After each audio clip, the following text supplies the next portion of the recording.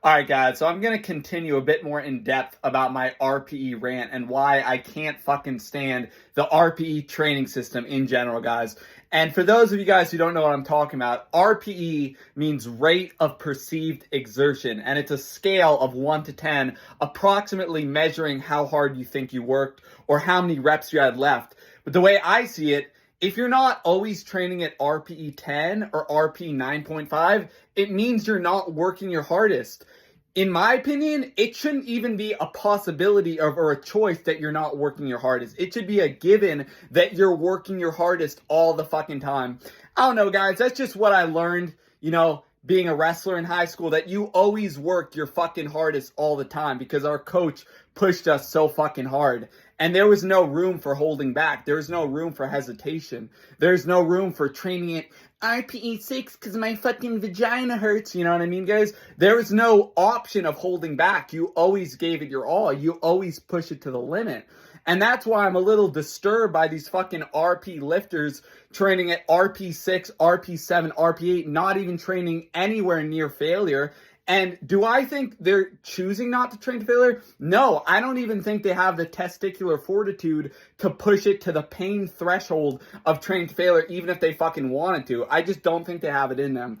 And sure, there are some very respectable, strong lifters who train using the RP system who are a lot stronger than me. And having said that, probably a much higher body weight too. But, I'm pretty sure like Jamal Browner, who can deadlift 1,100 pounds, I think he uses the RPE system occasionally. I'm not 100% sure. And obviously, he's an extremely elite lifter, lifting nearly 2 times as much as me.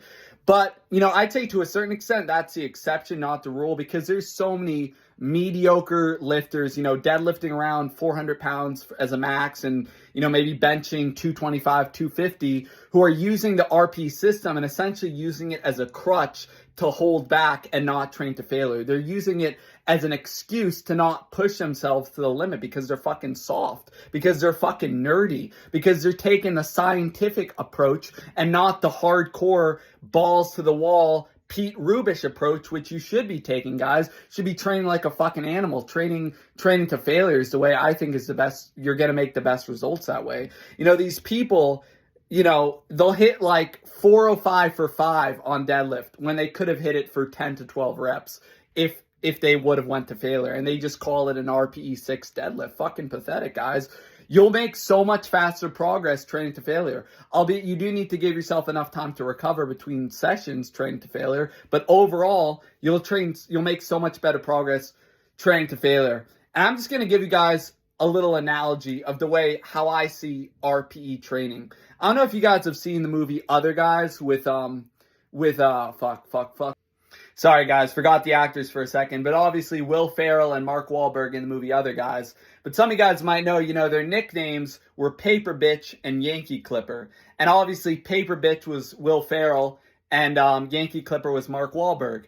But the thing is, you RPE fucking lifters are like the paper bitch or paper bitches of the fitness industry, right, guys? Because you're taking the nerdy, scientific, pussy approach to lifting. You're essentially doing your fucking paperwork, but not doing the fucking action. You're not living in the fucking gunfights and the shootouts like fucking Mark Wahlberg was, guys. He was an action-based man. He took action.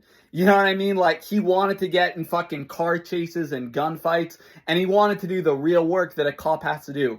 Obviously, this is kind of a stupid metaphor, but do you really want to be the paper bitch of the powerlifting scene? Because that's really what you're being with fucking RP. You're being the fucking paper bitch. Me personally, I'd rather be the Yankee Clipper, to be honest, guys. But I hope you get my point. It's like, in life, there's always going to be like the nerdy, scientific, kind of reserve types, and then the action-based, hardcore, intense, balls to the wall type. I know which one I am, guys. I always train to failure, and I give it my fucking all every time I fucking hit the gym. I'm an intense dude. I work hard. I take action. I'm not a little fucking paper bitch. Do you really want to be a fucking paper bitch? Because that's how you're coming off with the fucking RP system, guys. I mean, that's about it for this video. I just can't fucking stand RP. I think it's a crutch, an excuse not to train hard. In most cases, guys. Sure, there's some guys squatting 800 pounds or deadlifting 800 or 900 using the RP system, sure. But in my opinion, they're few and far between. and they would have been that strong either way because they just have great genetics, or they take steroids, or they're 220 pounds body weight, or they've been lifting 10, 15, 20 years. That's the reason they're strong. It's not because of RPE. And frankly, I think they'd probably be stronger if they trained to failure.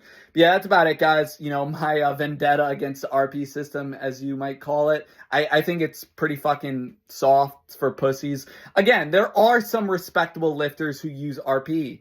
And actually, I think a few of my friends, you know, on Instagram use RPE. And by the way, I'm not insulting you guys at all if you use RPE. Don't take offense to this. And I'm kind of making a joke in general. But I think a lot of times what I'm saying is RPE can be an excuse or a crutch to train like a little bitch. I'm not saying that's always the case, but in a lot of cases it is. So that's about it, guys. Hope this video helps. Have a great day.